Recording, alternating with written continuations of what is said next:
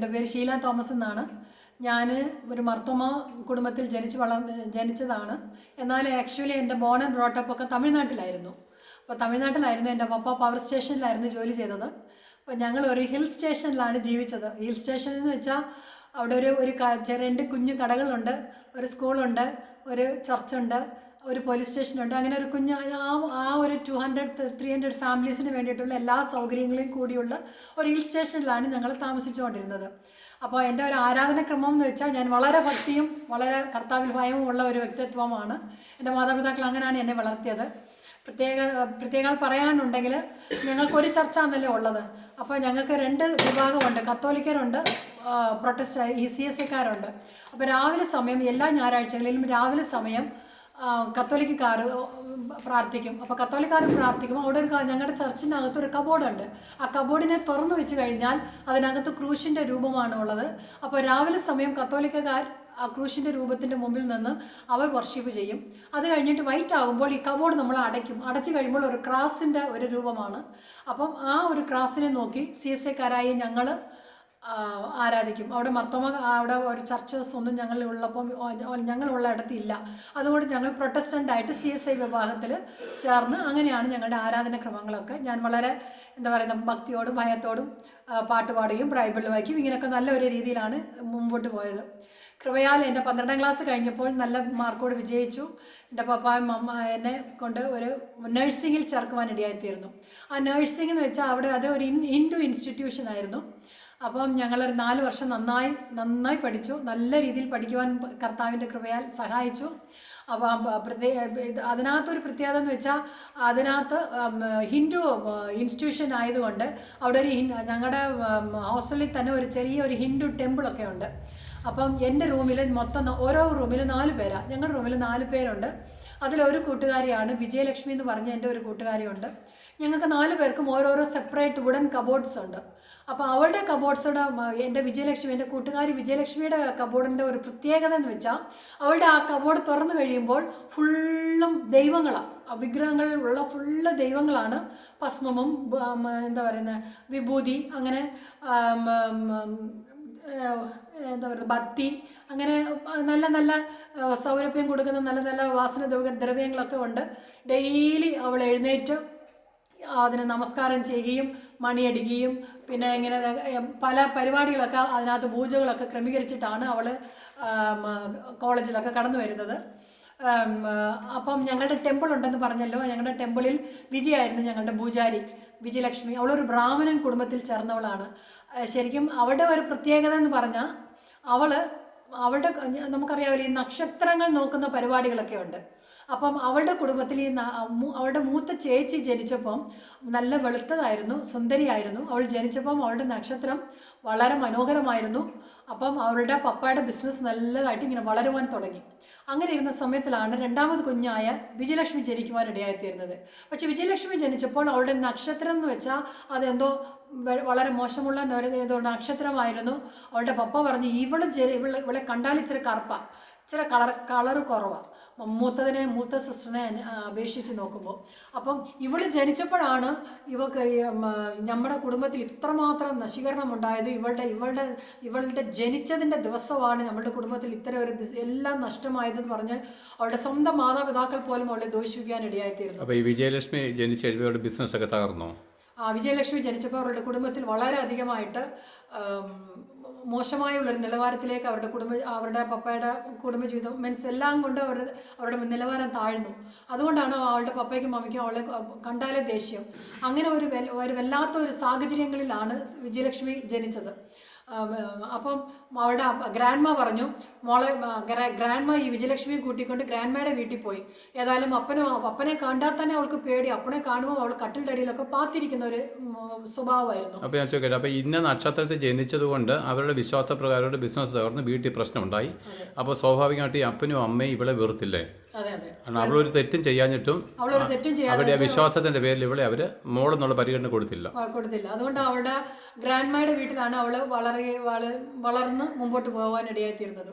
അപ്പോൾ ഗ്രാൻഡ്മ പറഞ്ഞു, മോനെ നിനക്കിപ്പോൾ ആരും ഇല്ലെങ്കിലും നമ്മുടെ ഈശ്വരനുണ്ട്, അതുകൊണ്ട് നീ എല്ലാ ശ്ലോകങ്ങളും പഠിക്കണമെന്ന് പറഞ്ഞ് അവർക്കുള്ള എല്ലാ ശ്ലോകങ്ങളും അവളെ കൊണ്ട് പഠിപ്പിക്കുവാൻ ഇടയായിത്തീരുന്നു. മാത്രമല്ല വെള്ളത്തിനകത്തൊക്കെ കടന്നു ചെന്ന് ഈ ആറുണ്ട്, ആ ആറിനകത്തൊക്കെ കടന്നു ചെന്ന് സൂര്യ നമസ്കാരമൊക്കെ ചെയ്യിപ്പിക്കും. പിന്നെ 101 കുടം വെള്ളം എടുത്തുകൊണ്ട് അവിടെ മലയിലുള്ള ഗണപതിയുടെ ആ ഒരു വിഗ്രഹത്തിൻ്റെ മേലിൽ അവൾ ഒഴിക്കുവാൻ ഇടയായിത്തീരും. അവളുടെ ജീവിതത്തിൽ അവൾക്ക് സമാധാനം ലഭിപ്പാൻ, അവളുടെ ജീവിതത്തിൽ ഒരു സ്വസ്ഥത ലഭിപ്പാൻ അവൾ എല്ലാ കാര്യങ്ങളും ചെയ്യും. അപ്പോൾ അങ്ങനെ ഇരുന്ന് അവളാണ് എൻ്റെ റൂംമേറ്റായിട്ട് ജനിച്ചത്. അപ്പോൾ അതുകൊണ്ട് അവൾക്ക് പ്രത്യേക രീതിയിൽ ഞങ്ങൾ അവൾക്ക് പേരിട്ടിരിക്കുന്നത് തന്നെ പൂജാരി എന്നാണ്. അപ്പോൾ അങ്ങനെ ഒരു സ്ഥിതിയിൽ നല്ല ഭക്തിയോട് അവളുടേതായിട്ടുള്ള കാര്യങ്ങൾ ചെയ്യുന്നതാണ്. ടെമ്പിളാണ്. ആ ടെമ്പിളിൽ ദീപാവലി, പൊങ്കൽ, അങ്ങനെ എല്ലാ പൂജ ഹോളിഡേയ്സിലെല്ലാം അവളാണ് ഞങ്ങളുടെ ടെമ്പിളിലെ പൂജാരി. ഓക്കെ. അപ്പോൾ ഈ പിന്നെ നിങ്ങൾ ഒരു CSI കാരി ആയിരുന്നിട്ടും ഇവരുടെ പൂജകളിലും പങ്കെടുക്കുമായിരുന്നില്ലേ? എല്ലാ പൂജകളിലും പങ്കെടുക്കും. അവളുടേതായിട്ടുള്ള എല്ലാ സാധനങ്ങൾ, അവർ പൂജിച്ച് തരുന്ന എല്ലാ സാധനങ്ങളും കഴിക്കും. അവളുമായിട്ട് മീൻസ് ഒരു വിധത്തിലും ഒരു വേരുകൃത്യമില്ലാതെ ഞങ്ങൾ തമ്മിൽ നല്ല ഫ്രണ്ട്സ് ആയിരുന്നു. ഹിന്ദുക്കളോ മുസ്ലിമോ മീൻസ് ക്രിസ്ത്യാനോ അങ്ങനെ അല്ലാതെ ഞങ്ങൾ എല്ലാവരും കൂടെ നല്ല കൂട്ടായിരുന്നു. അങ്ങനെ എല്ലാത്തിലും നല്ല പങ്ക് കൊള്ളുന്ന ഒരു അവസ്ഥയിലായിരുന്നു ഞങ്ങൾ മുമ്പോട്ട് പോയത്. അങ്ങനെ ഞങ്ങളുടെ പഠിത്തമൊക്കെ കഴിഞ്ഞപ്പോൾ ഞങ്ങളൊക്കെ തീരുമാനിച്ചു, ഞങ്ങളുടെ പഠിത്തമൊക്കെ കഴിഞ്ഞു, ഇനി നമ്മൾ നന്നായിട്ട് അടിച്ചു പൊളിച്ച് ജീവിക്കണം എന്നൊക്കെ ഞങ്ങൾ വിചാരിച്ചിരുന്നപ്പം ഞങ്ങളുടെ ഇൻസ്റ്റിറ്റ്യൂഷൻ്റെ അടുത്ത് തന്നെ വലിയൊരു ഗ്രൗണ്ട് ഉണ്ട്.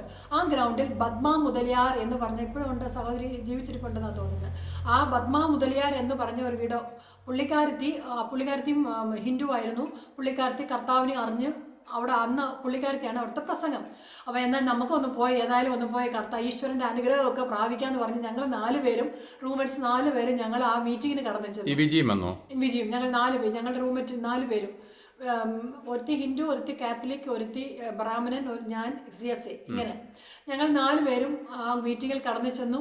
അന്ന് പത്മ മുതലിയാരുടെ മീറ്റിങ്ങിൽ യേശു നല്ലവനാണെന്നും അവൻ സ്നേഹവാനാണെന്നും അവൻ മാതാപിതാക്കൾ നമ്മളെ ഉപേക്ഷിച്ചാൽ ഉപേക്ഷിക്കാത്തവനായ കർത്താവ് യേശു കർത്താവ് മാത്രമേ ഉള്ളൂ എന്നും തൻ്റെ അനുഭവത്തെക്കുറിച്ചും പത്മ മുതലിയാർ നല്ലതായിട്ട് എക്സ്പ്ലെയിൻ ചെയ്ത് പറയുവാൻ തുടങ്ങി.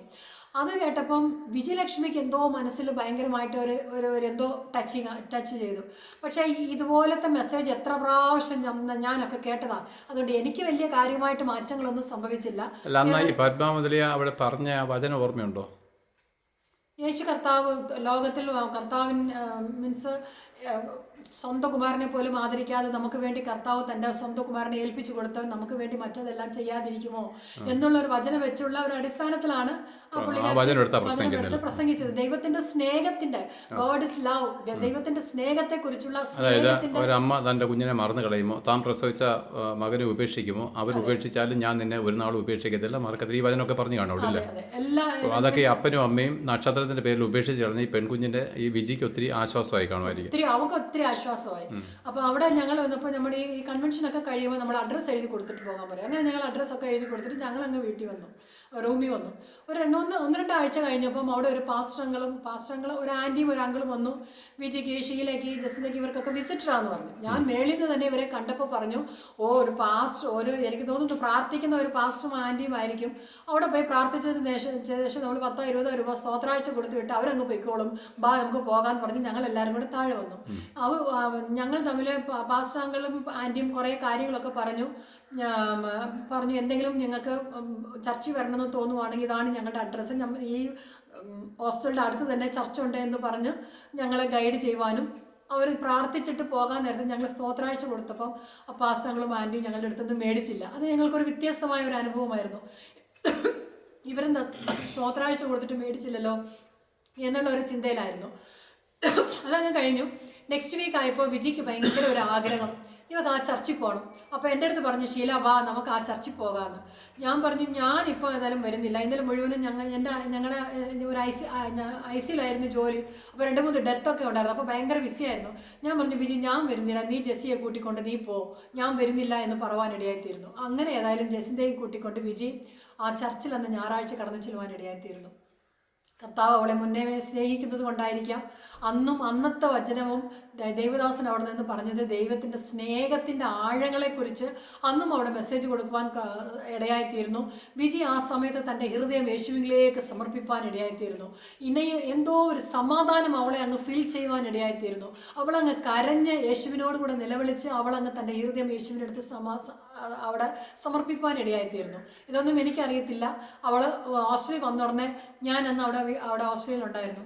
അപ്പോൾ എൻ്റെ അടുത്ത് വന്നിട്ട് ചോദിച്ചു, ഷീല, എനിക്കൊരു സംശയം, ദൈവമാണോ മനുഷ്യനെ സൃഷ്ടിച്ചത് അല്ല മനുഷ്യനാണോ ദൈവത്തെ സൃഷ്ടിച്ചത് എന്ന്. ഞാൻ പറഞ്ഞു, നീ എന്താ ഫുള്ളായിട്ട് സംസാരിക്കുന്നത്?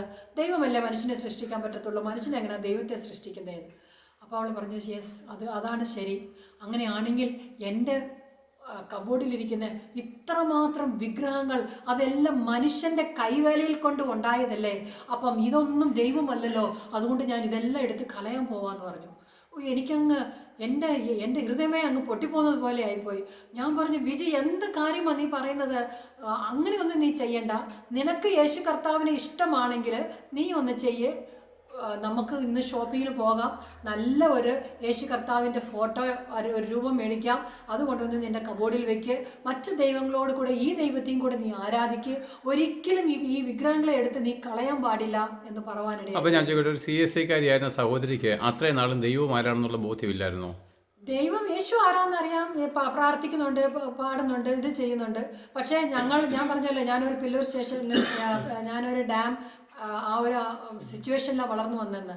അപ്പോൾ അവിടെ ഞങ്ങൾക്ക് എല്ലാ വർഷവും ശബരിമലയിൽ പോകുന്ന ഒരു അങ്കിളും ആൻറ്റിയും ഒക്കെ ഉണ്ടായിരുന്നു. ഞാൻ പറയാം, 2 കടയുണ്ട്. അതിനകത്ത് ഒരു കട നിർമ്മല സ്റ്റോർ എന്ന് പറയും. ആ കടയിലുള്ള ആൻറ്റിയും അങ്കിളും എല്ലാ വർഷവും ഈ ശബരിമലയ്ക്ക് പോകുന്ന ഒരു അങ്കിളും ആൻറ്റിയുമാണ്. എൻ്റെ പപ്പായും മമ്മിയും ഈ കടയും, അവർ മലയാളി കട നടത്തുന്നവർ. ഞങ്ങൾ തമ്മിൽ നല്ല ഫാമിലി ഫ്രണ്ടാണ്. അപ്പോൾ ഞങ്ങളുടെ പപ്പായും മമ്മിയും ഞാനും എല്ലാം ഈ ശബരിമലയിൽ പോകുമ്പോൾ ഈ അങ്കിളിനും ആൻറ്റിക്കും വേണ്ടി എല്ലാ സഹായങ്ങളും ചെയ്യും. അവിടെ തേങ്ങ നിരയ്ക്കുമ്പോൾ ഞാനും കൂടത്തിൽ പോയി നിന്നിട്ടുണ്ട്. തേങ്ങ ഒഴിക്കുന്നു, അതിൻ്റെ പൊളഞ്ഞ് നെയ്യ് ഒഴിക്കും, അങ്ങനെ എന്താ 2 ഇരുമുടി കെട്ടും. പിന്നെ ഒത്തിരിയും ആൾക്കാരെ വിളിച്ചവർ ശാപ്പാടൊക്കെ കൊടുക്കും. അപ്പോൾ എൻ്റെ മമ്മിയും കൂടെ ചേർന്നാണ് ആൻറ്റിക്ക് ഇതൊക്കെ ഹെൽപ്പ് ചെയ്യുന്നതൊക്കെ മമ്മിയും കൂടെ ചേർന്നാണ്. അങ്ങനെ ഒരു വേറുകൃത്യം ഒന്നും എൻ്റെ പപ്പയ്ക്ക് അന്ന് ഒത്തിരി നാൾ കഴിഞ്ഞിട്ട് എൻ്റെ പപ്പ പോലും, ഞാൻ വിശ്വാസത്തിൽ വന്നതിന് ശേഷം എൻ്റെ പപ്പ പോലും വന്നത്. മീൻസ് അങ്ങനെ ഹിന്ദു ക്രിസ്ത്യൻ അങ്ങനെയൊന്നുമില്ല, അങ്ങനെ ഒരു ഇതില്ലാതെ വളർന്നു വന്ന്. മാത്രമല്ല ഹിന്ദു അവിടെ ഞാൻ പറയില്ല, ഒരു ചെറിയൊരു ഹിൽ സ്റ്റേഷനാണെന്ന്. അപ്പോൾ അവിടെ മാരിയമ്മൻ തിരുവിഴായൊക്കെ നടക്കും. അവിടെ രാത്രി ശിവപൂജയൊക്കെ നടക്കും. അപ്പോൾ രാത്രി സമയങ്ങളിലെല്ലാം ഇരുന്ന ആളുകൾ സിനിമയൊക്കെ കാണും, മീൻസ് ഉണർന്നിരിക്കാൻ വേണ്ടി ശിവരാത്രിക്ക്.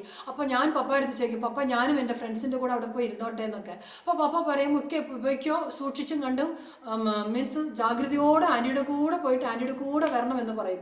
അങ്ങനെ ഞാൻ പോയി രാത്രികളിലൊക്കെ പോയിരുന്ന് അവിടെയൊക്കെ പോയിരുന്ന് ശിവരാത്രിയിൽ രാത്രി മുഴുവനും മിഴിച്ചിരുന്ന് എത്രയോ സിനിമകൾ കണ്ടത് ഞാൻ ഇപ്പോഴും ഓർക്കുന്നുണ്ട്. അങ്ങനെ ഒരു പശ്ചാത്തലത്തിലാണ് ഞാൻ വളർന്നു വന്നത്. എന്നാൽ ഞാൻ ഭക്തി ഇല്ലയോ എന്ന് ചോദിച്ചാൽ ഞാൻ ബൈബിൾ വായിക്കും.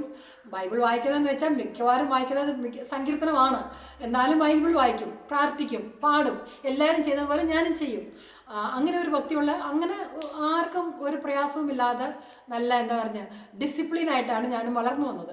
അപ്പോൾ അങ്ങനെ ഇരിക്കുമ്പോഴാണ് വിജി ഈ കാര്യങ്ങൾ പറഞ്ഞത്. അപ്പോൾ ഞാൻ ഇത് പറഞ്ഞപ്പോൾ വിജി എന്നെ ഒന്ന് നോക്കിയിട്ട് അവൾ പറഞ്ഞു, ഷീല, ഞാനാണ് ശരിക്കും പറഞ്ഞ ഒറിജിനൽ. ഇന്ന് ഞാൻ എൻ്റെ യേശുവിനെ സ്വന്തം രക്ഷിതാവായി സ്വീകരിച്ചു. പക്ഷേ ഞാൻ പറയട്ടെ, ഞാനാണ് ഇന്ന് ഒറിജിനൽ ക്രിസ്ത്യൻ, നീ ഒരു നെയിം ക്രിസ്ത്യനാന്ന് പറയുവാനിടയായത്. ഞാൻ പറഞ്ഞു, എന്താ വിജയ് നീ പറയുന്നതെന്ന്. അപ്പോൾ അവൾ പറഞ്ഞു, ഷീല, നീ ഒരു പ്രൊട്ടസ്റ്റൻ്റ് മാതാപിതാക്കൾക്ക് ജനിച്ചത് കൊണ്ട് നീ ഒരു പ്രൊട്ടസ്റ്റൻ്റ്, ഞാനൊരു ബ്രാഹ്മണൻ മാതാപിതാക്കൾക്ക് ജനിച്ചത് കൊണ്ട് മാത്രമാണ് ഞാനൊരു ബ്രാഹ്മണൻ. ഇതാണ് അവളൊരു മുസ്ലിം മാതാപിതാക്കൾക്ക് ജനിച്ചത് കൊണ്ട് അവളൊരു മുസ്ലിമായി തീർന്നു. അല്ലാതെ അവക്കോ നിനക്കോ എനിക്കോ ഒരു വ്യത്യാസവുമില്ല. ജനനം കൊണ്ട് നമ്മളുടെ മാതാപിതാക്കൾ ആരോ അങ്ങനെയാണ് നമ്മൾ എന്നുള്ളതല്ലാതെ എനിക്കും നിനക്ക് ഒരു വ്യത്യാസവും ഇല്ലായിരുന്നു. പക്ഷേ ഇന്ന് ഞാൻ ആരാധനയ്ക്ക് പോയി മടങ്ങി വന്നപ്പോൾ 133 കോടി ദൈവമാരുടെ അടുത്ത് ഞാൻ പ്രാർത്ഥിച്ച് ശ്ലോകം ചൊല്ലി എന്നെയേ ഞാൻ അർപ്പണിച്ച് പ്രാർത്ഥിച്ചപ്പോൾ എനിക്ക് കിട്ടാത്ത ഒരു സമാധാനം, ഇന്ന് ഞാൻ ആരാധന സ്ഥലത്ത് കടന്നു ചെന്ന് അവിടെ പോയി ഒന്ന് കരഞ്ഞ് പ്രാർത്ഥിച്ചപ്പോൾ എന്നേക്കുമായി ഇല്ലാത്ത ഒരു സമാധാനം സമാധാനത്താൽ എൻ്റെ ഹൃദയം നിറഞ്ഞു. ഞാൻ മനസ്സിലാക്കുന്നു ഈ ദൈവമാണ് സത്യ ദൈവം, എനിക്ക് സമാധാനം നൽകുന്ന ദൈവമാണ് ഒരു സമാധാനത്തിൻ ദൈവമെന്ന് ഞാൻ മനസ്സിലാക്കി. എന്നോട് അവൾ പറഞ്ഞു, സൂര്യനെ 1 മിനിറ്റ് കണ്ടാൽ നമുക്ക് കാണുവാൻ കഴിയത്തില്ല. അങ്ങനെയാണെങ്കിൽ പല മടങ്ങ് ശക്തിയുള്ള, സൂര്യനെക്കാട്ടിലും പല മടങ്ങ് ശക്തിയുള്ള ഈ ദൈവത്തിനെ നമുക്ക് എങ്ങനെ കൈകൊണ്ട് മെനയുവാൻ കഴിയും? ഒന്ന് കാണുവാൻ കഴിയാത്ത ദൈവത്തെ എങ്ങനെ കൈകൊണ്ട് മെനയുവാൻ കഴിയും?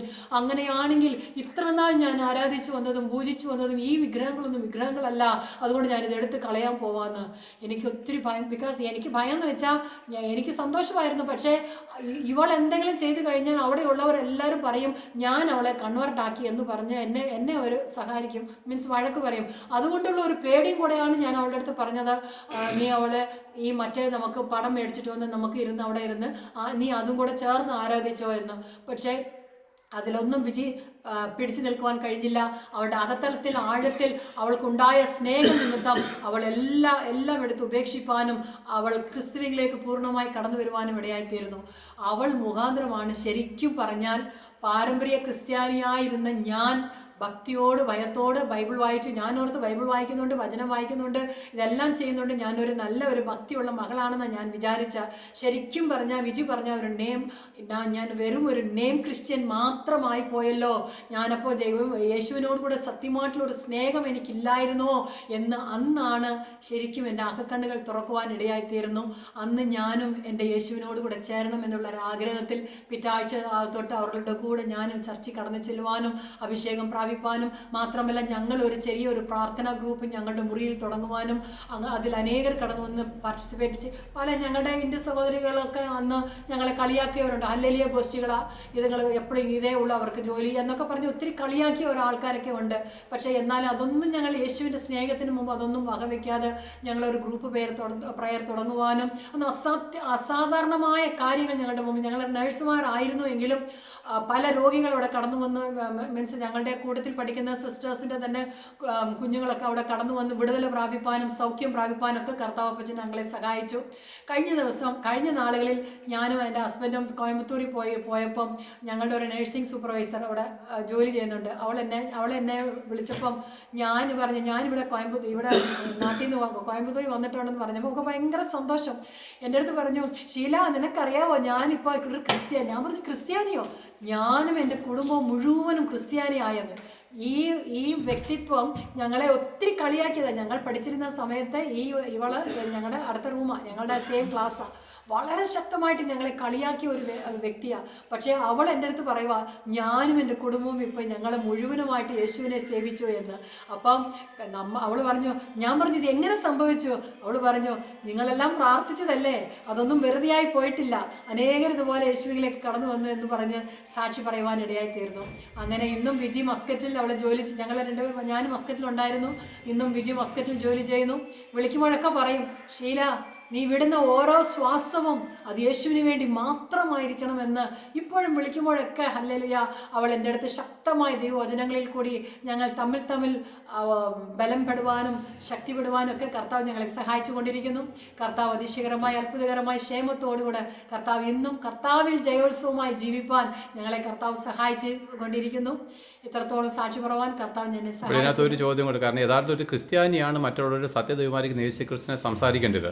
പക്ഷെ ഒരു ബ്രാഹ്മണ കുലത്തിൽ ജനിച്ചതും നിങ്ങളുടെ സമക്കായമായിരിക്കും ഒരു കൗമാര പെൺകുട്ടി കർത്താവിനെ അറിയുകയും ആ കർത്താവിനെ അവൾ അറിഞ്ഞത് വഴി മാത്രമാണ് നിങ്ങളും ക്രിസ്തുവിനെ യഥാർത്ഥമായിട്ടും അറിയാനിടയായി തീർന്നത്.